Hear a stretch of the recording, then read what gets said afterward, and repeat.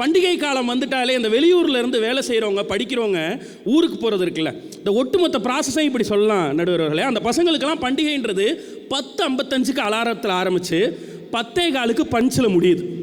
என்ன தெரியுங்களா, அந்த 10:55 அலாரம் எத்தனை பேருக்கு இங்கே தெரியும்னு தெரில.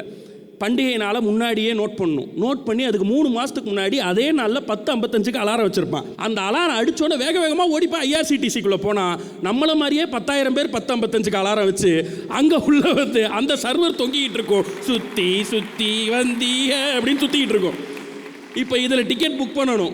மிஸ் ஆகி போச்சுன்னா அங்கே பஸ்காரங்க வெயிட் பண்ணிகிட்டு இருப்பாங்க. எதுக்கு? 1000 ரூபா டிக்கெட்டை 3000 ரூபாய்க்கு விற்கிறதுக்கு. சரி, அதுவும் நம்மளால் வாங்க முடியாது. கடைசி நாள் போய் அன்ரிசர்வ்டில் ஏறிடலான்னா வாசல்லையே ஏறி காலி பஸ்ஸெல்லாம் போய்கிட்டே இருக்கும். நம்மளை ஒரு பையில் ஏற்ற மாட்டாங்க. சரி, அப்படியே போய் ஏறினா கூட இந்த பெரம்பலூர், விழுப்புரம், திண்டிவனத்தில் இருக்க இறங்குறவங்க எல்லாம் என்ன பாவம் பண்ணாங்கன்னு தெரில. திருச்சி மட்டும்தான் நிற்கும், மதுரை மட்டும்தான் நிற்கும், திருச்சி மட்டும்தான் நிற்கும், மதுரை.